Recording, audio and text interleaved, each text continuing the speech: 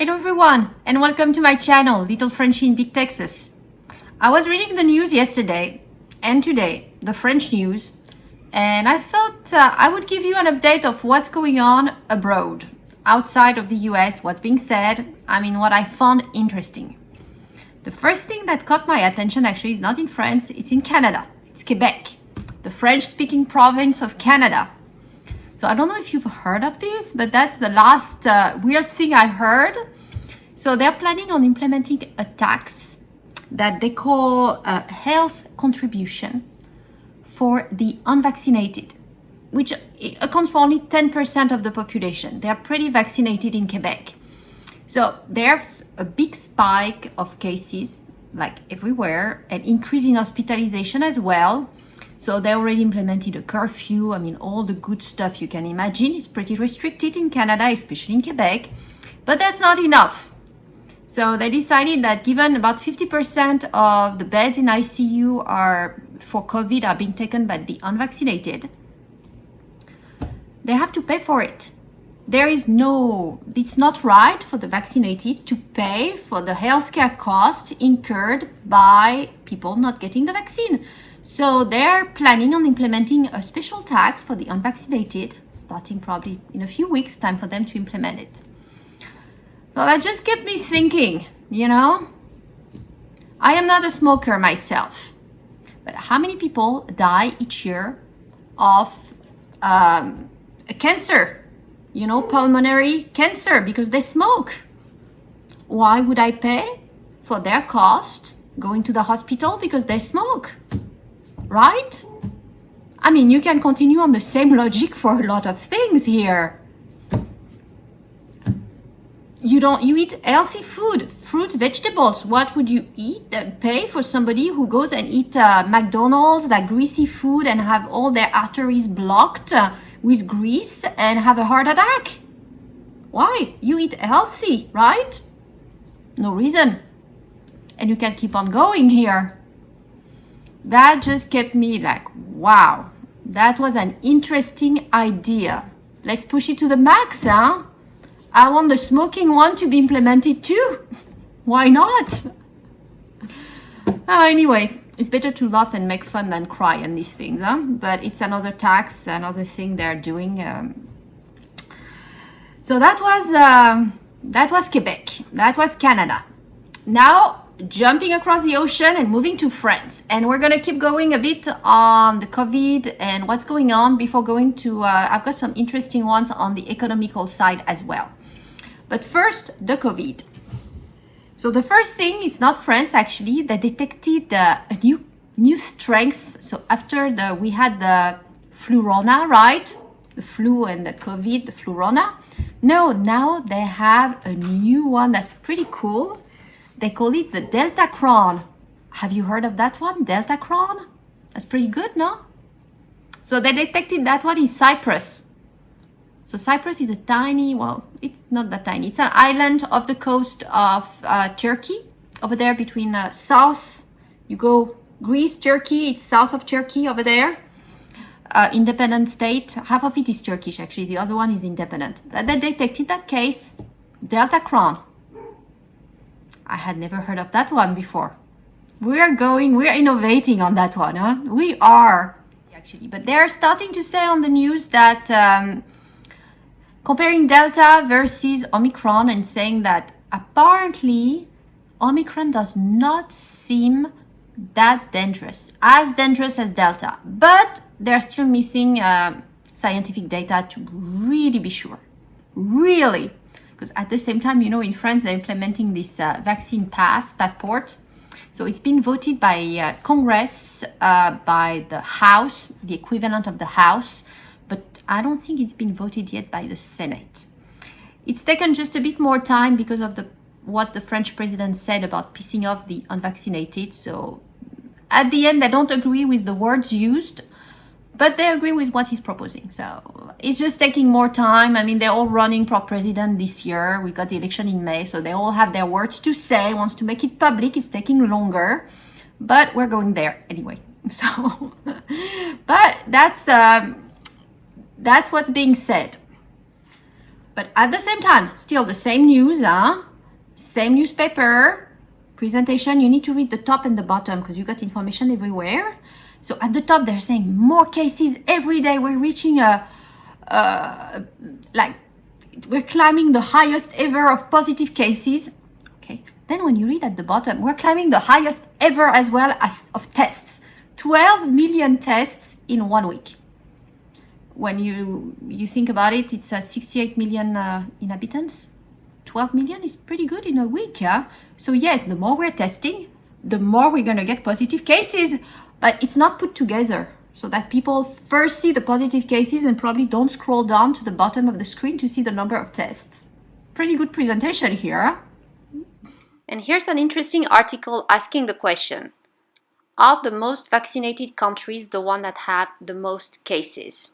And that's what's being suggested by a renowned professor in France, who's also the head of a large research center and hospital in the south.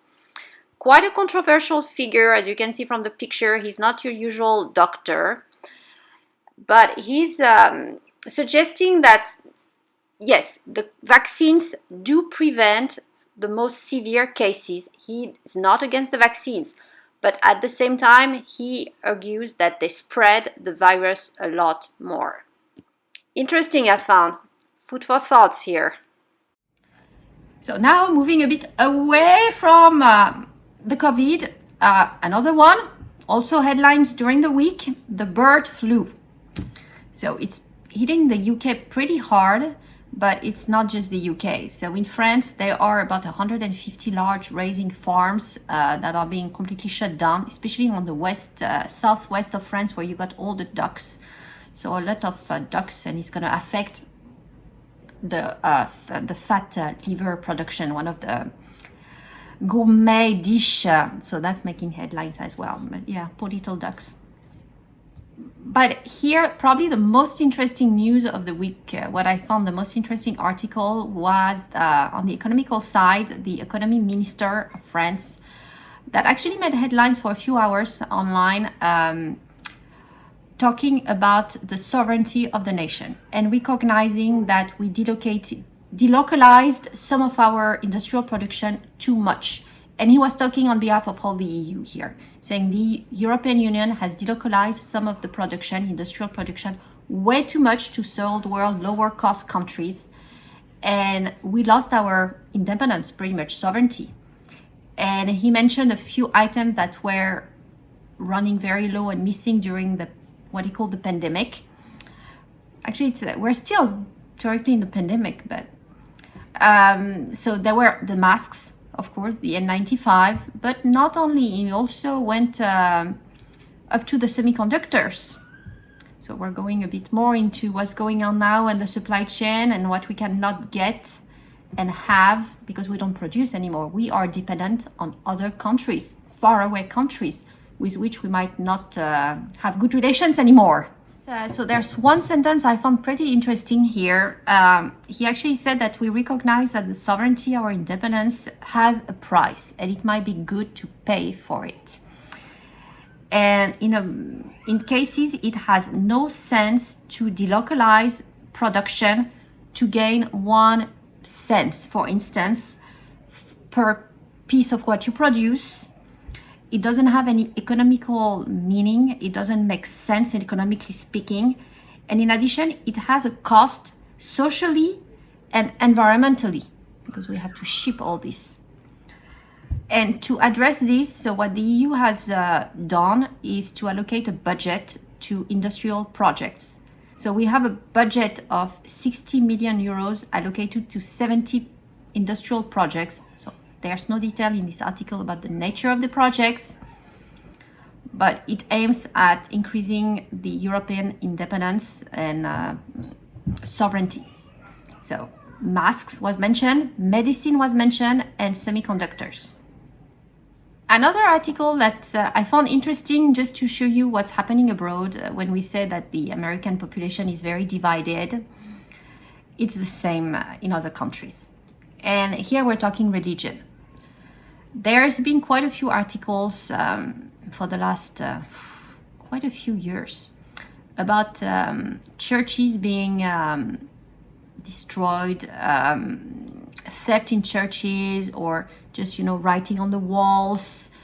A few had tried to burn churches. So here we're talking about Catholic churches. And some of them are, whether you're Christian or not, some of them are so old, they're historical monuments. They date back from before the Middle Age. They are precious. So there's been quite a few articles that have not gone up too high on the news here, but the problem has increased more and more, and not just Catholic churches, because now it's going across the board, Muslim as well. Everywhere there are acts of, they're attacking these religious buildings. So the government, and here we're talking about France. I don't know what's being done in other European countries, but in France, they're allocating a bit of budget, but it's not that much, 4 million euros, to increase security in all the religious buildings across the country. And to finish here, let's talk energy.